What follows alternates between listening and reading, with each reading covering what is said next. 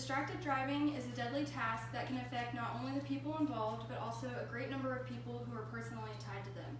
This could be family members, friends, acquaintances, neighbors, and the list goes on.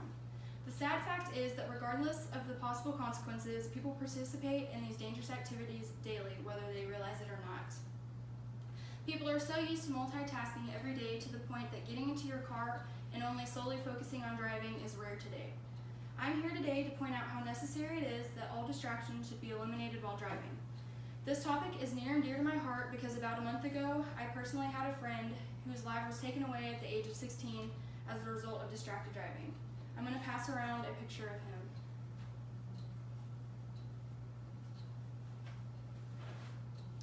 When you think of the two main forms of distracted driving, the two that pop up first are drinking and driving and texting and driving. In an article that I read by Hinkson and Winter that was written in 2003, I pulled a quote that said, "Though there are more than 82 million drinking and driving trips in a given year, there are only 1.5 million arrests for drinking and driving."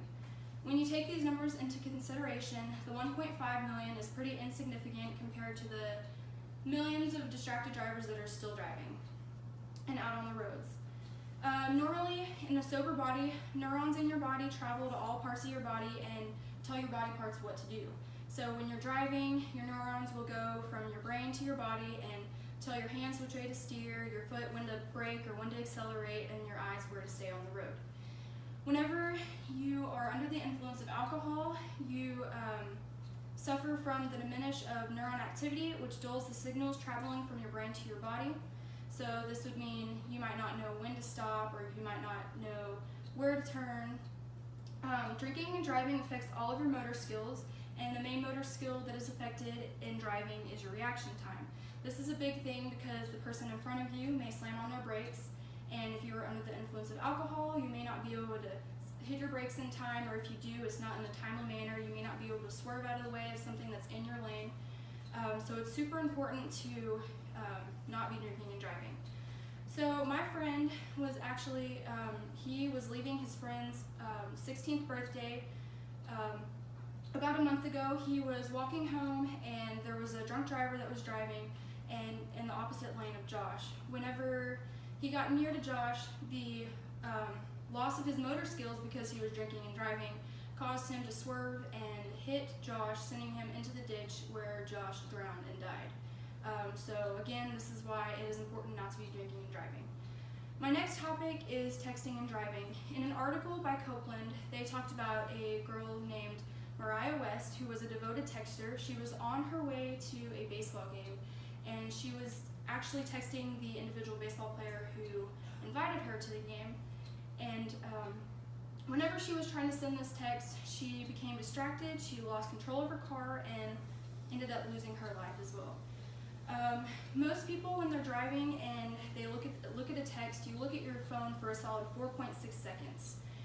Driving at 55 miles per hour, your car will travel the length of a football field, and most people on the highway go faster than 55 miles an hour, so just reading a single text, which takes on average 4.6 seconds, your car would travel more than a football field. So that is why it's super important to put all distractions away.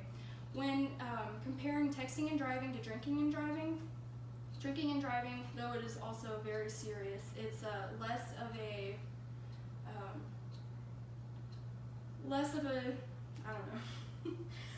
But when people are drinking and driving, they are actually, their eyes are on the road and they're trying to focus, whereas a texter is focusing on their phone and have no eyes on the road. Today I am here to bring a call to action how to prevent the disasters of drinking and driving and texting and driving. 2 points that I can bring up to prevent drinking and driving, the disasters that follow, are having a designated driver. This would be somebody sober who can take you wherever you need to go.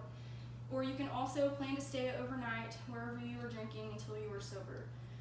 Texting and driving, you can wait until you arrive at your destination to use your phone, or if it's super important that you use your phone, you can pull over and use your phone. Something that I personally do, I don't drink, so I don't drink and drive, but When it comes to texting and driving, I usually have my brother in the passenger seat, so if I need a call sent or a call made or a text sent or my song to be changed, then I just rely on him to change whatever it is and deal with that so that I do not have to take part in texting and driving. So again, I want to reiterate that people should go out of their ways and take a special precaution in order to prevent the results of distracted driving.